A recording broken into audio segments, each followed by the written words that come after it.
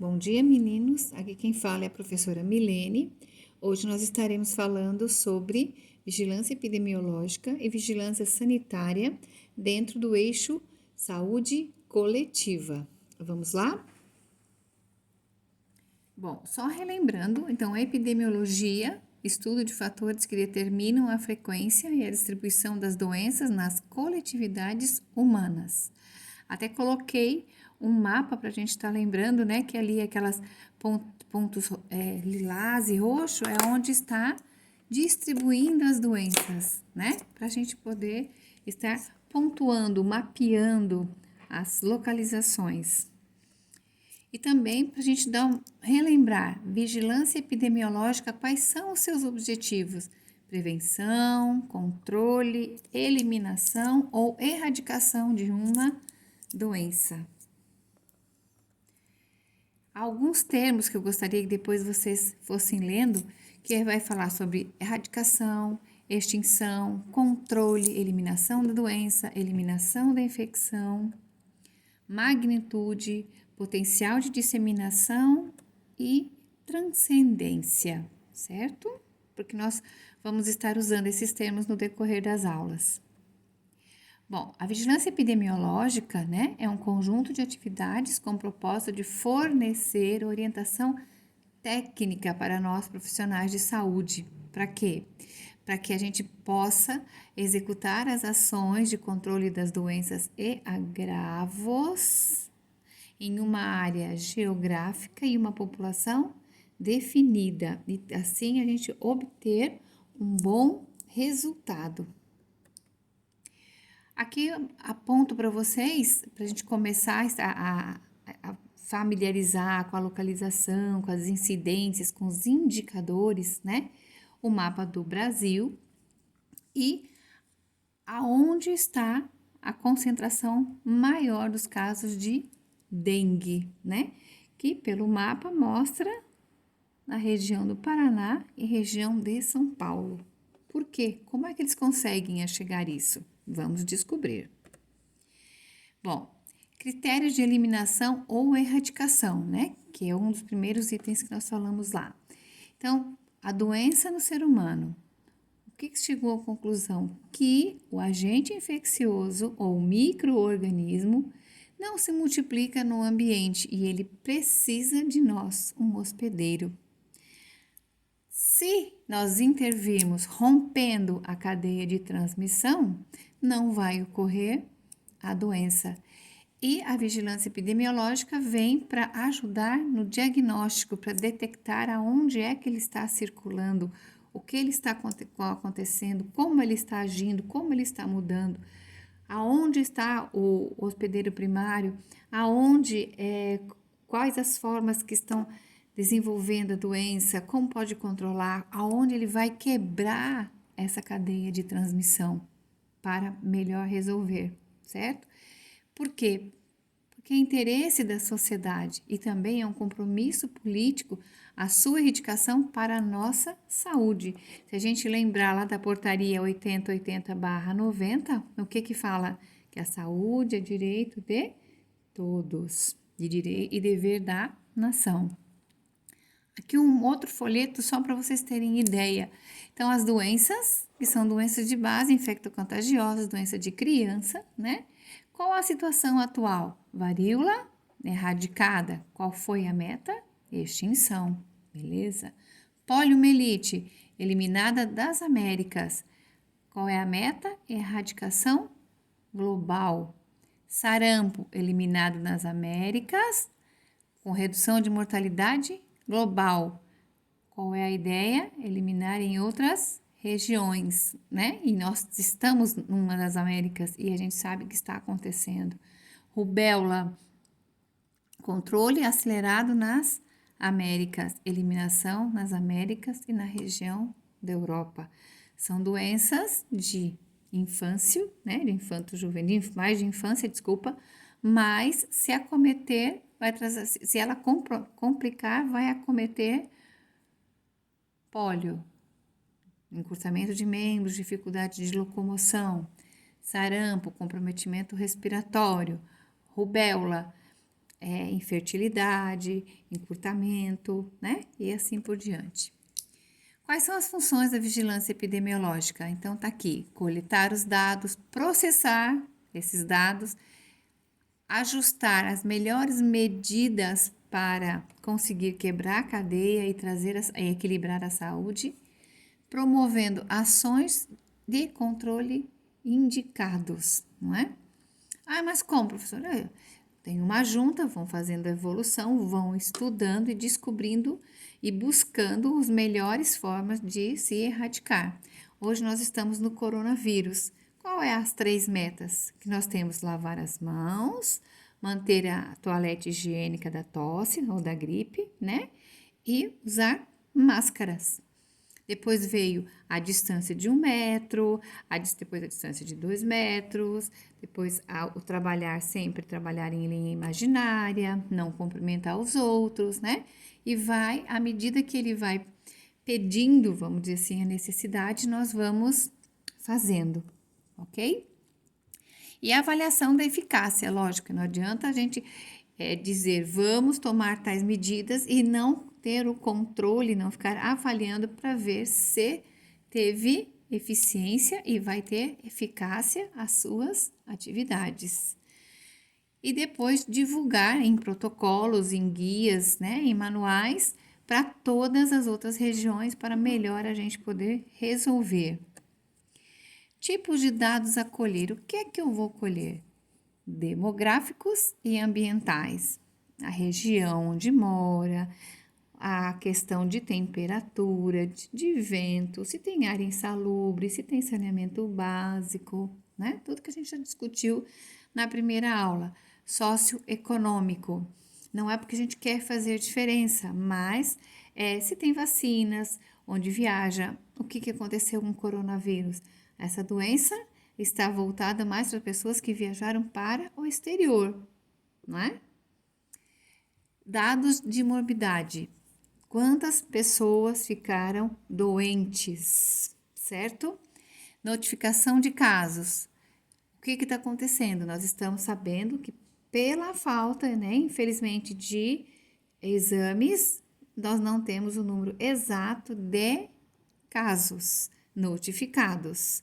E o que acontece? Nós não conseguimos ter um número real de pacientes infectados, que vai repercutir nos cuidados, na técnica, no tempo, como é que esse micro-organismo está agindo na nossa sociedade. E, por fim, os casos de mortalidade, não é? Aqui apresento para vocês como desenvolveu o sarampo em Santa Catarina no ano passado, né?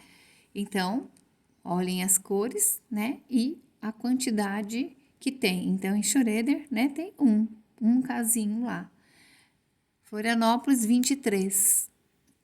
Ah, professora, mas é pouco. Gente, não é pouco. Daqui a pouco é 23, no próximo ano é 50, no outro ano é 150, e aí?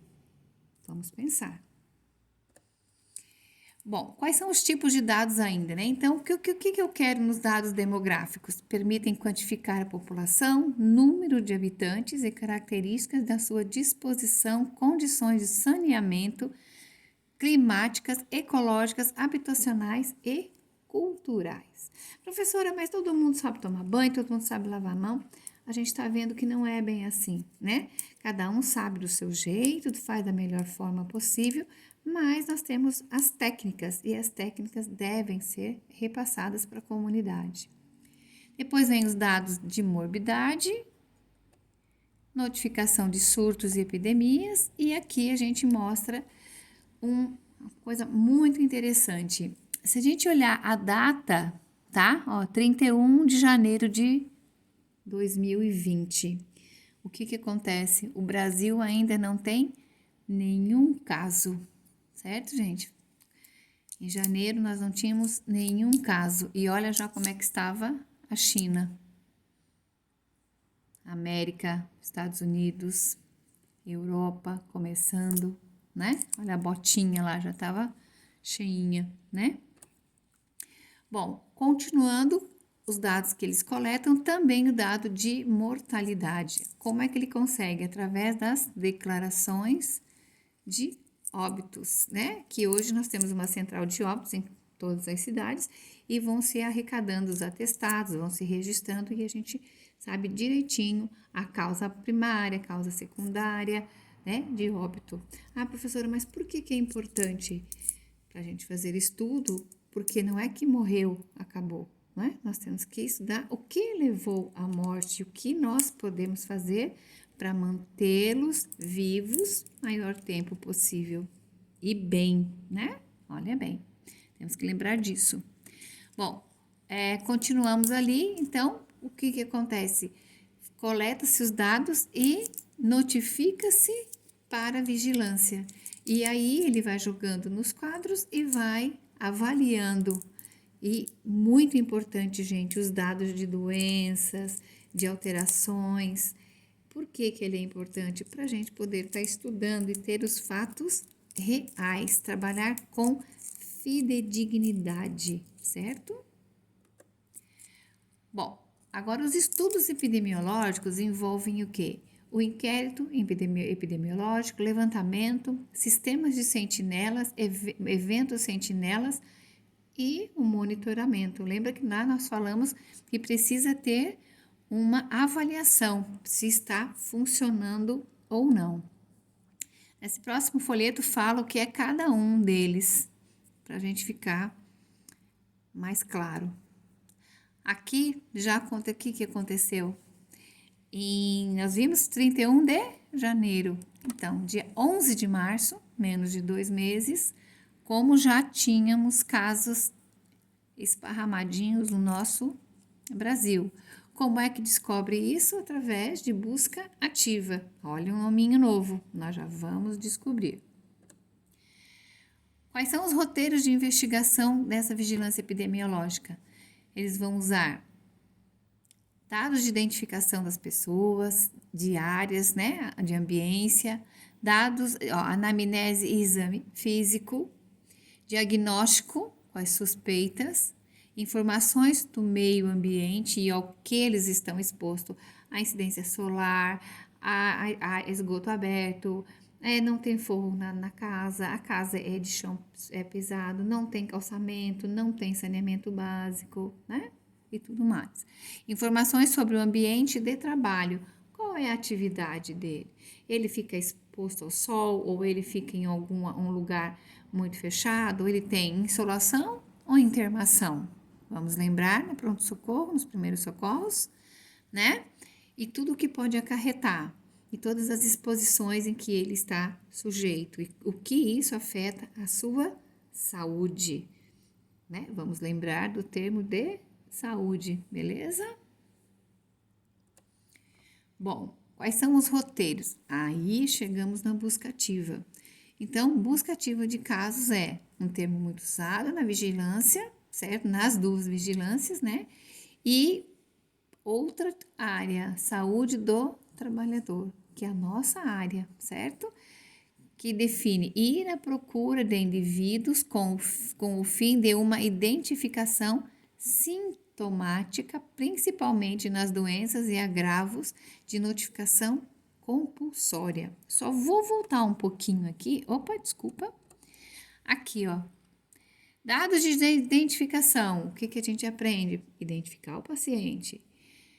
Anamnese, exame físico, diagnóstico, avaliação do paciente num contexto holisticamente, socialmente. Alguma coisa diferente?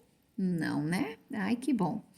E a busca de pistas, a pesquisa, de estar sempre atrás de substrato, de ideias, do que levou a isso, de situações.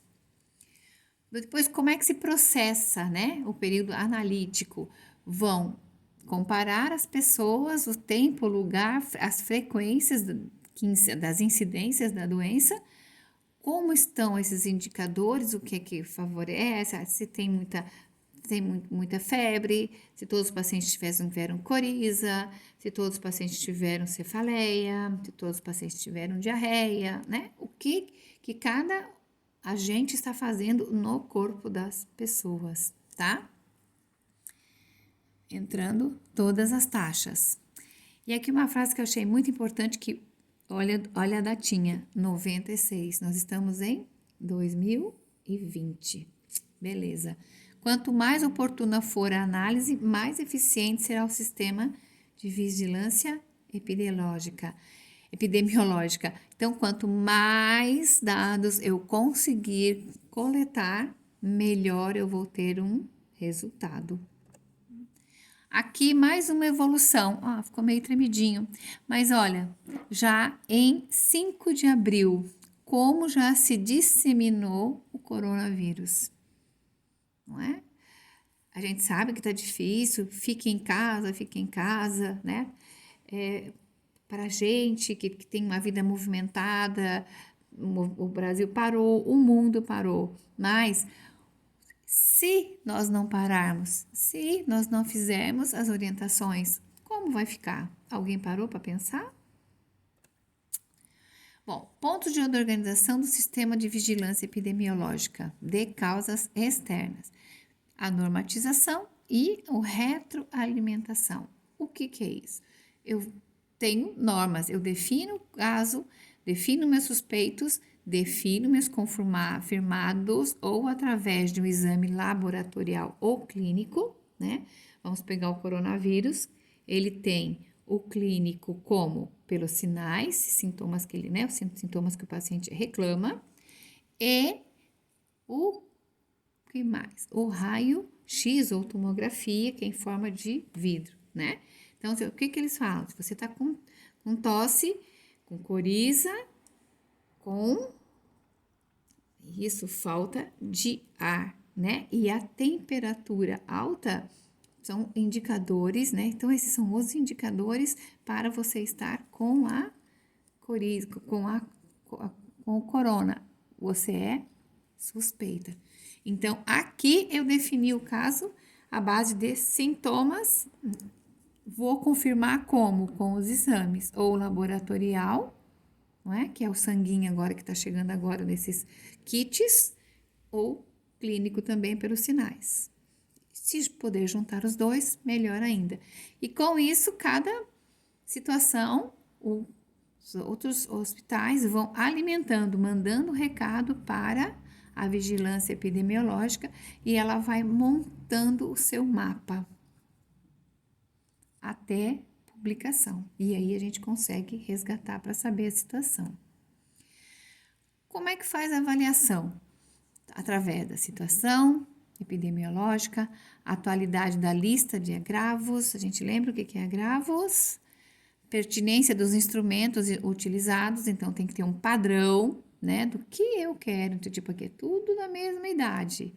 Então, por faixa etária, por comorbidades, por região que mora, né? Então, eles vão traçando, desenhando o que eu preciso para favorecer.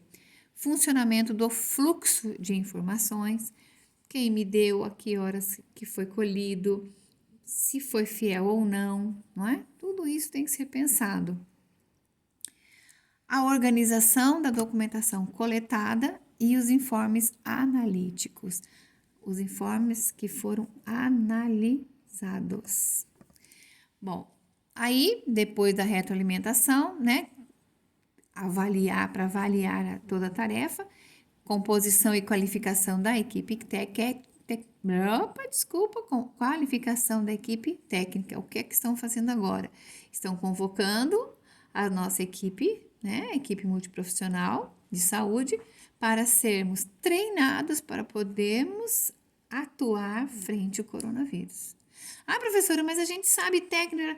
Sabemos as técnicas, os tipos de isolamento, administrar medicação, mas precisamos reforçar os nossos treinamentos para ter uma unidade de cuidado, que aí não vai atrapalhar os nossos dados, a nossa coleta e a gente ter certeza que fez certo e esse caminho é o correto ou não, tá? Por isso, interação com a comunidade científica e, lógico, que envolve dinheiro, né? Infelizmente, nada sai barato. E aqui, né, o que pesa? Quais são as medidas quantitativas?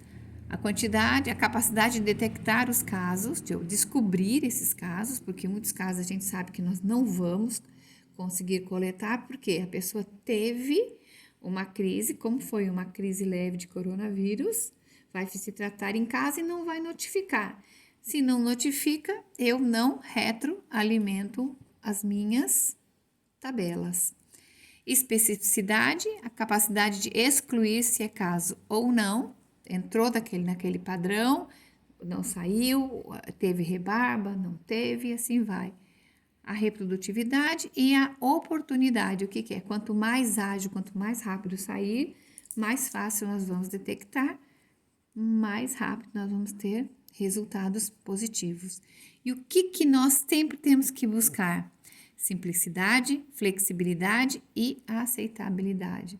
Porque se for com comandos muito trabalhados, o pessoal nem vai encarar para fazer. Ah, é muito difícil, não vou me manter. Flexibilidade para todos e aceitabilidade, as pessoas entenderem a importância e fazerem por ser importante, tá? E quais são as perspectivas? Acompanhamento do desenvolvimento científico e tecnológico da doença ou da situação, criação de comitês técnicos que possam sempre estar retroalimentando e reavaliando para saber qual é a melhor conduta e sempre incorporando novas tecnologias. O que nós estamos vivenciando? Costureiras fazendo máscaras, né? Costureiras de roupas, de marca, roupas caseiras fazendo máscaras. Fábricas de ar-condicionado, de motores de carro, desenvolvendo respiradores. Outras fábricas de plástico fazendo aquelas máscaras protetoras de rosto, de polivinil. Então, tudo a gente sabe, né, que nós passamos pela Primeira Guerra Mundial, pela Segunda, não passei lá, tá, gente? A gente só estudou, né? Mas sempre depois das grandes guerras, sempre houveram muitos avanços. E infelizmente, né, depois dessa, não é uma guerra, mas é uma situação difícil que nós estamos passando, a gente tem certeza que vai vir muita coisa boa, porque sempre que houve que a população, que o mundo passou por uma situação difícil, um arroxo desse, sempre nos saímos e ficamos melhores. E é isso que a gente acredita. Bom, notificação compulsória, que a gente estava falando ali. É notificar. Então, no hospital ou nas unidades básicas, paciente que deu entrada com essas doenças de base, agressão, machucadura, queda, tudo a gente notifica. Para quê? Para a gente saber o número real, tá? Aqui fala também o que é e depois vocês vão dar uma lidinha, certo? Da vigilância epidemiológica, nós passamos já para vigilância sanitária. O que nós temos aqui? Nós temos dois, né, aparentemente médicos ou enfermeiros ou da área, inspecionando uma cidade, olhando uma região, olhando um território, tá? Então, o que vem ser vigilância? Fala vigilância epidemiológica, vigilância saúde, vigilância ambiental, mas o que significa? Noção de vigilância está inspirada na necessidade de informações para tomar ações imediatas de proteção à saúde. Matou? Aqui, pá, ele mexe no dinheiro, ele mexe no amendoim. Onde será que ele lavou as mãos? Vamos olhar na nossa saúde, beleza? Essa foi a aluna geração, né? Concordam comigo? Beleza. Vigilância em saúde. Dentro da vigilância em saúde, então, entra epidemiológica, sanitária e ambiental. E sempre observando e anotando. Voltamos só a rever a nossa querida lei, né, que nos protege, que favorece e que a gente sempre vai tentando prevenir e ter controle de determinadas doenças. Então, aqui é a vigilância epidemiológica, que nós já falamos, né? Quais são os resultados maiores? Quem falou vacina, parabéns. Não é o Zé Gotinha, é vacina, né? Então, a vigilância sanitária se expressa através de controle de práticas de produção, determinando normas de técnicas e padrões de produção, igual a outra vigilância. Só que as ações são desenvolvidas para o controle sanitário de produtos, serviços, ambientes de interesse da saúde, certo? Professora, mas lá, não, a gente fala lá, mas o que a gente procura lá? Doença. Na epidemiologia, procura doenças, né? Morbidade e mortalidade. Não é que ele não cuida, ela quer evitar. Agora, da saúde ou da sanitária, busca saúde. Isso mesmo, tá?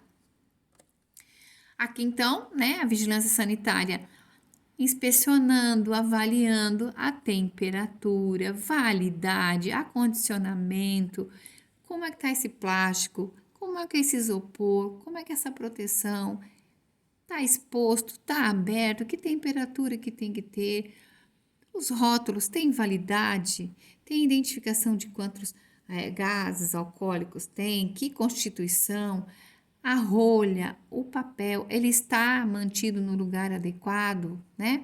Por que os supermercados, ai, tudo tem ar-condicionado, são legal pra gente? Não, gente, é porque é exigido pela vigilância sanitária para que mantenha uma temperatura adequada para